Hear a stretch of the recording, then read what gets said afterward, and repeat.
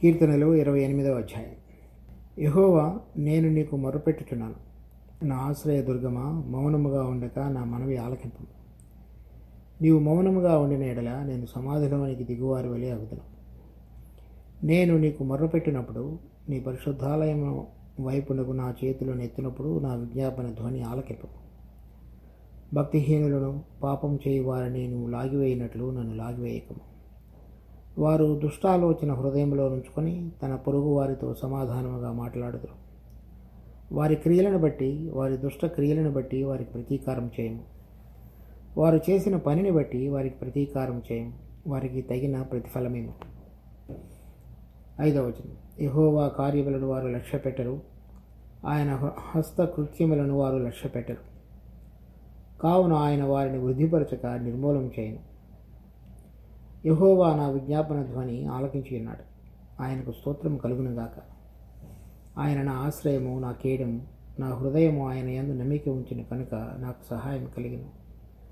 కావున నా హృదయము ప్రహర్షించుచున్నది. కీర్తనలతో నేను ఆయనను స్తుతించుచున్నాను. యెహోవా తన జనులకు ఆశ్రయము, ఆయన తన అభిషక్తునికి రక్షణ దుర్గము. నీ జనులను రక్షింపము, నీ స్వాస్థ్యమును ఆశీర్వదింపము. వారికి కాపరి అయి నిత్యము వారిని ఉద్ధరింపము. ఈ కీర్తన దావీదు యొక్క ప్రార్థనగా మనం చూస్తాం. ఇక్కడ 27వ అధ్యాయంలో ఇక నేపథ్యం చూసినప్పుడు 2వ సమూయేలు 5వ అధ్యాయం నుంచి 6వ అధ్యాయం వరకు దావీదు అప్పుడే 12 గోత్రాల వారి మీదుగా రాజుగా చేయబడి యెరూషలేమును పట్టుకొని అక్కడ దేవుని యొక్క మందసాన్ని 6వ అధ్యాయంలో తీసుకొచ్చి ప్రతిష్ఠించినట్లుగా మనం చూస్తాం. 2వ సమూయేలు 6వ అధ్యాయంలో. తర్వాత తన రాజ్యం ప్రారంభం కాబోతుండగా అదే సమయంలో ఫిలిష్తీయులు కూడా 2 సార్లు వచ్చి అతని మీద దండయాత్ర చేయటం, కానీ దేవుడి మీద ఆధారపడి ఏ విధంగా దేవుడు అతన్ని నడిపించాడు అనేటువంటిది 27వ అధ్యాయంలో కీర్తనలో చూసాం. 28వ అధ్యాయంలో కూడా ఆ మందసాన్ని ప్రతిష్ఠించిన తర్వాత తను రాజుగా అక్కడ ఉండి దేవుని యొక్క ఉద్దేశ ప్రకారంగా రాజ్యాన్ని చేయాలనేటువంటి ఆశ కలిగిన వాడై దేవుని యొక్క సన్నిధిలో ప్రార్థన చేస్తున్నాడు. సో తను రాజుగా అభిషేకించబడిన తర్వాత మొట్టమొదటిసారిగా ఈ 12 గోత్రాల వారి మీదుగా రాజుగా ఉండి దేవుని యొక్క సంకల్పం చొప్పున తన ప్రజలకు సేవ చేయాలనేటువంటి మనసు కలిగిన వాడు. ఆ ఉద్దేశంతో తన హృదయాన్ని దేవుని సన్నిధి వైపు తీసుకుని వస్తున్నాడు. అది ప్రార్థన. 1వ వచనంలో, యెహోవా, నేను నీకు మొర్రపెట్టుచున్నాను. నా ఆశ్రయ దుర్గమా, మౌనముగా ఉండగా నా మనవి ఆలకింపము. తర్వాత 2వ వచనంలో కూడా నేను నీకు మొరపెట్టినప్పుడు, తర్వాత 6వ వచనంలో కూడా యెహోవా నా విజ్ఞాపన ధ్వని ఆలకించున్నాడు. ఒక రాజుగా అతడు అభిషేకించబడిన తర్వాత తను ముందుగా గుర్తించిన విషయం దేవుని సన్నిధి వారి మధ్యలో ఉండాలనేటువంటి. అందుచేత అతడు 70 సంవత్సరాలు పైచిలుకు దూరంగా ఉన్నటువంటి దేవుని మందసాన్ని వారి మధ్యకు తీసుకొచ్చి ప్రతిష్ఠించిన తర్వాత అతడు చేస్తున్నటువంటి ప్రార్థన యొక్క సారాంశం ఈ అధ్యాయంలో చూస్తాం. అతడు తన ప్రార్థన ఆలకించమన్నటువంటిది ఈ ఉద్దేశం కొరకు ఇక్కడ 8-9 వచనాల్లో చూస్తాం. యెహోవా తన జనులకు ఆశ్రయము, ఆయన తన అభిషక్తునికి రక్షణ దుర్గము. కనుక దేవుని చేత అభిషేకించబడినటువంటి దావీదుకు రక్షణను అనుగ్రహించి చుట్టూ ఉన్నటువంటి అమ్మోనీయులు కానీ, మోయాబీలు కానివ్వండి, ఏదోమీయులు, ఫిలిష్తీయులు, తర్వాత పైన ఉన్నటువంటి సిరియనులు, వీరందరి చేతులలో నుంచి భద్రపరచబడాలని, దేవుడే రక్షణ దుర్గంగా ఉండాలనేటువంటి నమ్మిక కలిగి పరిశుద్ధాలయం వైపు చేతులు ఎత్తి ప్రార్థిస్తున్నాడు. తర్వాత 9వ వచనంలో, నీ జనులను రక్షింపము, నీ స్వాస్థ్యమును ఆశీర్వదింపము, వారికి కాపరి అయి నిత్యము వారిని ఉద్ధరింపము. సో దేవుడు అతనిని రాజుగా నియమించి అతని చేత రాజరికం చేయించేటువంటి వాడుగా ఉన్నప్పటికీ దావీదు దేవుడే ఆ ప్రజలందరినీ కూడా ప్రజలందరూ కూడా దేవుని చేత నడిపించబడాలనేటువంటి ఉద్దేశం కలిగిన వాడు రాజు. మరి ద్వితీయోపదేశ ఖండంలో వ్రాయబడినది, స్వయంగా ధర్మశాస్త్రాన్ని తను రాసి తన చేతులతో తను చదివి దాన్ని అర్థం చేసుకొని రాజు రాజ్యం చేసేవాడిగా ఉండాలి అని.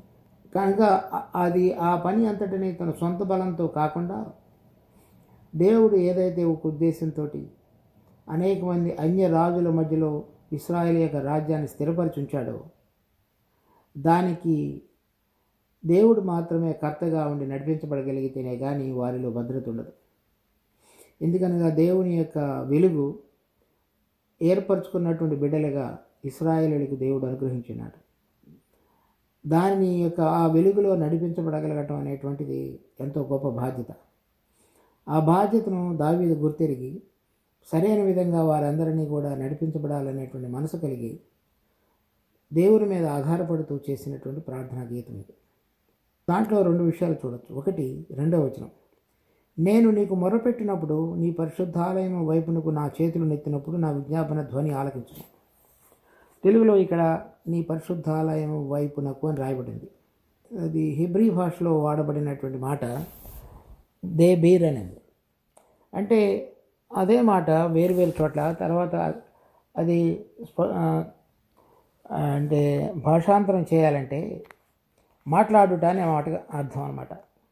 నిర్గమకాండం 25వ అధ్యాయం 22వ వచనం, అక్కడ నేను నిన్ను కలుసుకుని కరుణాపీఠం మీద నుండి శాసనము గల మందసం మీద నుండి 2 కేరూబుల మధ్య నుండి నేను ఇశ్రాయేలీయుల నిమిత్తము మీకు ఆజ్ఞాపించు సమస్తమును నీకు తెలియజెప్పేదను. సో దేవుడు ఆ పరిశుద్ధ ఆలయంలో ఆ కరుణాపీఠం మీద ఉండి ఆ 2 కేరూబుల మధ్యలో నుంచి నీతో మాట్లాడుతాను అని మోషేకి సెలవిస్తున్నాడు. మళ్ళీ అదే అంశాన్ని సంఖ్యాకాండం 7వ అధ్యాయం 89వ వచనంలో కూడా చూస్తాం. మోషే యెహోవాతో మాట్లాడుటకు ప్రత్యక్ష గుడారంలోనికి వెళ్ళినప్పుడు సాక్ష్యపు మందస్సు మీద ఉన్న కరుణాపీఠం మీద నుండి అనగా 2 కెరూబుల నడుము నుండి తనతో మాట్లాడిన యెహోవా స్వరము అతడు వినెను. అతడు ఆయనతో మాట్లాడను. ఇక్కడ దావీదు 2వ వచనంలో నీ పరిశుద్ధాలయం వైపునకు నా చేతులు నెత్తినప్పుడు అంటే ఏ విధంగా ఆ కరుణాపీఠం మీద నుండి నువ్వు మోషేతోటి మాట్లాడి ఉన్నావో ఆ 2 కెరూబుల మధ్యలో నుండి నేను నీ పరిశుద్ధాలయం వైపు చేతులు ఎత్తటం అంటే నువ్వు నాతోటి ఆ స్థలం నుంచి మాట్లాడి నాకు ఉత్తరం ఇమ్మని అర్థం. ఆ పరిశుద్ధాలయం ఆ కరుణాపీఠం మీద అంటే అక్కడ ఉన్నటువంటి దేవుడు అతి పరిశుద్ధ స్థలంలో నివసించేటువంటి మహామహుడు, ఎవరు సమీపింపరా అనేటువంటి తేజస్సులో ఉన్నటువంటి వాడు, ఒక్కసారి సంవత్సరానికి మాత్రమే ప్రధాన యాజకుడు ప్రవేశింపగలిగిన స్థలం అయినటువంటి పరిశుద్ధ స్థలంలో నా హృదయాన్ని నా చేతులను నేను అక్కడికి ఎత్తుతున్నాను అని చెప్తున్నాడు. అంటే ఏమి మాట్లాడుతున్నాడు? దేవుడు అటువంటి అతి పరిశుద్ధ స్థలంలో నివసించేవాడు కనుక నేను అక్కడికి వెళుతున్నప్పుడు నా హృదయాన్ని నేను ఆ విధంగా సరిచూసుకొని వెళ్ళాలి అని అర్థం చేసుకున్నాడు. తర్వాత సరిచూసుకున్నట్టు మాత్రమే కాకుండా అక్కడ ఉన్నటువంటి కరుణాపీఠం ఉన్నది. ఆ కరుణాపీఠం మీద సంవత్సరానికి ఒకసారి రక్తం ప్రోక్షించబడుతుంది. ఆ ప్రోక్షించబడినటువంటి రక్తంలో ఇశ్రాయేలు వారందరి పాపాలు కూడా కప్పబడతాయి. కనుక నేను నీ అతి పరిశుద్ధ స్థలంలో ప్రవేశించేటువంటి అర్హత లేకుండా నాలో దాగి ఉన్నటువంటిది ఏదైనా ఉన్నట్లయితే ఆ కరుణాపీఠం యొక్క గుణాన్ని బట్టి నన్ను క్షమించి నన్ను స్వీకరించి నా ప్రార్థన ఆలకించు అని చెప్తున్నాడు. ఆ విధంగా నువ్వు ఆ స్థలంలో నుంచి మా పితరులతో మాట్లాడినట్లుగా నాతో కూడా మాట్లాడని చెప్తున్నాడు. అప్పుడు అంటే 2 విషయాలు అన్నమాట. ఒకటి, దేవుడు తనతో మాట్లాడాలనేటువంటి ఆశ కలిగి దాని యందు నమ్మిక ఉంచటం. 2, దేవుని సన్నిధిలో అతి పరిశుద్ధ స్థలంలో ఉన్న దేవునితో మాట్లాడాలంటే తను ఎటువంటి విధంగా తన హృదయాన్ని కాపాడుకోవాలో దాని గురించినటువంటి గమనం కలిగి ఉండటం. దాన్ని 2 విషయాల్లో ఇక్కడ చూడొచ్చు మిగిలిన వచనాల్లో. 3వ వచనం, భక్తిహీనులను పాపము చేయువారని నువ్వు లాగివేయినట్లు నన్ను లాగివేయకము. అంటే నేను ఆ విధంగా లేను. వారు దుష్టాలోచన హృదయంలో ఉంచుకొని తన పొరుగు వారితో సమాధానంగా మాట్లాడుదురు. అంటే వాళ్ళు పైకి ఒకటి కనపడి లోపల వేరుగా ఉండేవాళ్ళు. నేను ఆ విధంగా లేను. కనుక నా ఆలోచనలు కానీ నా మాటలు కానీ యథార్థమైనవిగా నీ దృష్టిలో అంగీకారంగా ఉండేలాగున నేను సరి చేసుకున్నానని చెప్తున్నాడు.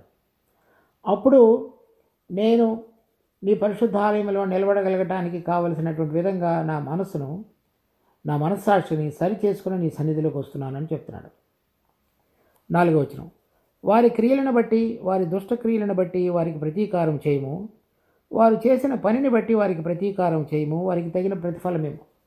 దేవుడు అందరికీ అనేక అవకాశాలు ఇచ్చి దేవుని యొక్క కరుణ, కృప వాళ్ళందరూ కూడా రుచి చూడగలిగేటట్లుగా ప్రతి ఒక్కరితో కూడా మాట్లాడి దేవుడు రకరకాలుగా వ్యవహరించేవాడిగా ఉన్నాడు. కానీ చాలామంది దేవుడు లేకుండా, దేవుని యొక్క భయం లేకుండా జీవించే జీవితాన్ని బట్టి దుష్టతలో నడిచేవారుగా ఉంటారు. వాళ్ళు అటువంటి వాళ్ళని చూసినప్పుడు వాళ్ళ ప్రలోభానికి వెళ్లకుండా, దేవుని మీద ఆధారపడకుండా, మనిషి యొక్క శక్తి సామర్థ్యం మీద జీవించేటువంటి వాళ్ళ జీవితాల యొక్క ఆకర్షణకు కాకుండా దేవుని వైపు తిరిగి పరిశుద్ధతలో జీవించుతూ దేవుని ద్వారా నడిపించబడాలనేటువంటిది, రాజ్యం ఏలాలనేటువంటిది ఆకాంక్ష కలిగిన వాడుగా దావీదు కనపడుతున్నాడు. అయితే వీళ్ళ విషయంలో ఏం చెప్తున్నాడంటే, రాబోయేటువంటి దినాల్లో దేవుడు ఏ విధంగా వారందరి పక్షంగా తీర్పు తీర్చేవాడుగా ఉన్నాడో, ఇప్పుడు అటువంటి వారి నుంచి ఏ విధంగా నేను పక్కకు త్రప్పుకొని నీ వైపుకు రాగలిగి ఉన్నానో అటువంటి మనసును బట్టి నా ప్రార్థన విను అని చెప్తున్నాడు. 6వ వచనం, యెహోవా నా విజ్ఞాపన ధ్వని ఆలకించి ఉన్నాడు, ఆయనకు స్తోత్రము కలుగును గాక. అది విశ్వాసం అనేటువంటిది నిరీక్షణ, అది చూడనటువంటి విషయాలు ఉన్నవి అనేటువంటి నిరీక్షణకు ఆధారమే మన విశ్వాసం. చూడండి, హెబ్రీ పత్రిక 11వ అధ్యాయం. విశ్వాసం అన్నది నిరీక్షింపబడి వాటి యొక్క నిజస్వరూపమును, అదృశ్యమైనవి ఉన్నవన్నట్టుకు రుజువునై ఉన్నది.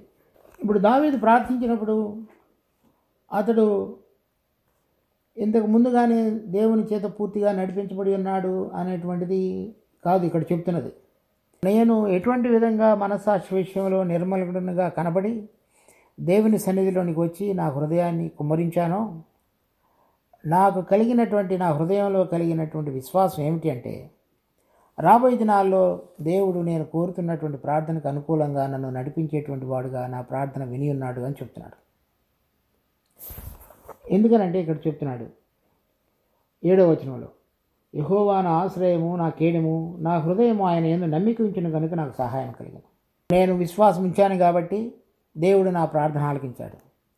నేను విశ్వాసం ఉంచి ఏదైతే దేవుడు రాబోయేటువంటి దినాల్లో నా పక్షంగా, ఇశ్రాయేలు యొక్క జనాంగం పక్షంగా దేవుడు చేయాలో ఆ కార్యాన్ని చేసి ఒక కాపరి వలె నన్ను నడిపించమని కోరినప్పుడు, మా ప్రజలను నడిపించమని కోరినప్పుడు నా ప్రార్థన ఆయన ఆలకించున్నాడు అనేటువంటిది ఆయన యందు నేను పూర్తిగా విశ్వాసించున్నాను కాబట్టి అని చెప్తున్నాడు. ఏం చేయమని అడుగుతున్నాడంటే 9వ వచనంలో, నీ జనులను రక్షింపము, నీ స్వాస్థ్యమును ఆశీర్వదింపము, వారికి కాపరి అయి నిత్యము వారిని ఉద్ధరింపము. వాళ్ళు ఎప్పుడు కూడా అది వాళ్ళకి ఇవ్వబడినటువంటి వాగ్దాన దేశం అయినప్పటికీ అంతకుముందు అనేక మంది జాతుల వారు అక్కడ నివసిస్తూ వచ్చారు. వారు ఎప్పుడు కూడా వీరిని స్థిరంగా ఉండనివ్వలేదు. అందుకని దేవుని యొక్క భద్రత, ఆయన ఇచ్చిన వాగ్దాన ప్రకారంగా వారందరినీ కాపాడవలసిన విధంగా దేవుడికి మరోసారి విజ్ఞాపన చేసుకుంటూ వస్తున్నాడు. తర్వాత ఆ భద్రత ఇది అనుగ్రహించడం మాత్రమే కాకుండా, కాపాడబడిన తర్వాత రోజు ఏ విధంగా కాపరి బలహీనమైనటువంటి గొర్రెలను చూసి వాటిని ఎత్తుకొని సరైన విధంగా నడిపించేటువంటి వాడిగా కాపరిగా ఉంటాడో అటువంటి విధంగా మమ్మల్ని నడిపించు అని చెప్తున్నాడు. కనుక తను అటువంటి విధంగా చెప్పడంలో అర్థం ఏంటి? నీ యొక్క కాపరత్వము, నీ యొక్క భద్రత అనేటువంటిది ఒకసారి రక్షించబడిన తర్వాత కూడా మాకు ఎంతో విలువైనటువంటిది. దానిలోనే మమ్మల్ని ఉంచి నడిపించు అని చెప్తున్నాడు. ఈ విధంగా ఇప్పుడు మన విశ్వాస జీవితంలో కూడా ఈ విషయాలను మనం గమనించాలి. ఒకటి, మనం అతి పరిశుద్ధ స్థలంలో ఉన్నటువంటి ప్రభువు దగ్గరికి మన ప్రార్థనా విజ్ఞాపన తీసుకుని వచ్చినప్పుడు ఆయన ఎటువంటి పరిశుద్ధతలో జీవించేవాడుగా ఉన్నాడో పేతురు చెప్పినట్లుగా ఆయన పరిశుద్ధుడైనట్లుగా మీరును పరిశుద్ధులుగా ఉండుడి. కనుక మనకు తెలిసిన విషయాలలో దేవుడు వేటిని అంగీకరించడో, దేవుడు వేటిన విషయంలో అయితే మరి మనని ఒప్పించుతున్నాడో వాటన్నిటిని కూడా మనం అర్థం చేసుకొని అతి పరిశుద్ధ స్థలంలో ప్రవేశించడానికి మన ప్రభు అయిన యేసుక్రీస్తు తెరిచినటువంటి నూతనమైనది సజీవమైనటువంటి మార్గం ద్వారా ప్రవేశించినప్పుడల్లా మన హృదయాన్ని పరీక్షించుకొని ఏ విధంగా అయితే ఇక్కడ పూర్ణ హృదయంతో నేను ఆయన యందు నమ్మిక ఉంచున్నానని చెప్తున్నాడు. అటువంటి విధంగా మన విశ్వాసం ఉండాలి. మన విశ్వాసం అనేటువంటిది దేవుడు తనకిచ్చినటువంటి వాగ్దానంలో నెరవేర్చుటకు సామర్థ్యం కలిగిన వాడని, మనల్ని రక్షించుటలో ఆయనకు ఉద్దేశములు ఎంతో దొడ్డవని, రక్షించుటలో కలిగిన ఉద్దేశం మనం రాబోతున్నటువంటి పరలోకపు మహిమలో ప్రవేశించాలని, ఇప్పుడు మనం వెళ్ళేటువంటి ప్రయాణం అంతటిలో కూడా ఆయన కాపరిగా ఉండి మన భద్రపరిచి నడిపించేటువంటి నాయకుడని, ఆ విశ్వాసంతో మనం ఆయన దగ్గరికి రావాలి. ఒకటి, మన హృదయాన్ని సరైన విధంగా ప్రత్యేకపరచుకొని, లోకంలో మన చుట్టూ ఉన్నటువంటి అనేక మంది దుష్టులు, తర్వాత వేషధారులు, తమ సొంత శక్తి చేత ఆధారపడి జీవితాన్ని కొనసాగించాలనుకునేటువంటి వాళ్ళందరిలో నుంచి మనం బయటికి రావటం, మన హృదయాన్ని సరైన విధంగా పరీక్షించుకుంటూ దేవుని సన్నిధిలో ప్రవేశించడానికి మన హృదయాన్ని సరి చేసుకుంటూ రావటం. ఆ హృదయంలో దేవుని యందు మనం కోరుతున్నటువంటిది మన జీవితాన్ని ఆయన సంకల్పం చొప్పున నడిపించబడగలగటానికి ఆయన యొక్క భద్రత, రోజు దినదినము ఆయన యొక్క కాపుదల మన మీద ఉండాలనేటువంటిది కోరుకో. అటువంటి విధంగా మన జీవితం, దావీదు ఏ విధంగా ప్రార్థించాడో మనం కూడా దినదినము ఆయన వైపు చూసినప్పుడు ఆయన కాపురత్వం కింద మన బలహీనతలన్నిటిలో కూడా తోడుగా ఉండి నడిపించేవాడుగా, పూర్ణ హృదయంతో విశ్వాసం ఉంచినటువంటి బిడ్డలందరికీ కూడా సహాయం చేసేటువంటి దేవుడుగా ఆయన ఉన్నాడు. దేవుడి వాక్యం ఆశీర్వదించుగాక. మా జీవం కలిగిన తండ్రి, మీకు ఎంతో వందనాలు. మీరు ఇచ్చిన వాక్య భాగాన్ని బట్టి మీకు స్తుతి స్తోత్రాలు చెల్లిస్తున్నాం.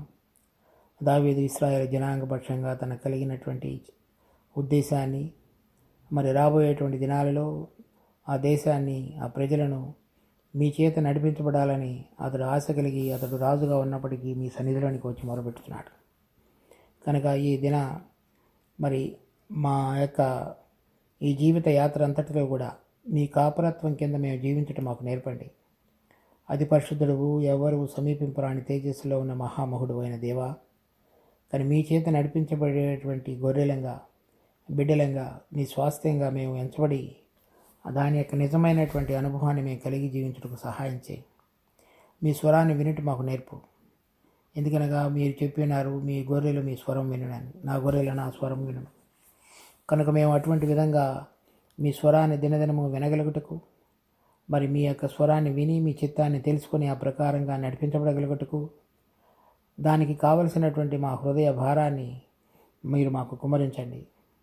మేము ఈ లోకంలో జీవించుతుండగా దేవుడు లేనివారు, దేవుని ఎరిగి ఉన్నామని చెప్పుకుంటూ, భక్తి కలిగి ఉన్నారని చెప్పుకుంటూ, దానిలో ఉన్న శక్తిని ఆశ్రయించిన అనేక మంది విశ్వాసులు మనం పిలువబడేటువంటి వారు. మేము కూడా చాలాసార్లు అటువంటి విధంగానే సరిగానే జీవిస్తున్నామని అనుకుంటూ మా సొంత బలం మీద జీవించి మీ కాపరత్వం కింద లేకుండా ఉన్నటువంటి విషయాలు, వాటన్నిటినీ మేము మీ సన్నిధిలో అంగీకరిస్తూ మీ కృపగలిగిన హస్తాల ద్వారా మా ముందున్న జీవితం అంతటిలో కూడా మమ్మల్ని భద్రపరిచి మమ్మల్ని నడిపించి మాకు కావాల్సిన ప్రతి అవసరతను మీ యొక్క మహిమ ఐశ్వర్యంలో తీర్చమని వేడుకుంటూ మా రక్షకుడు ప్రభు అయిన యేసు నామమున అడిగి వేడుకుంటున్నాం తండ్రి. ఆమేన్.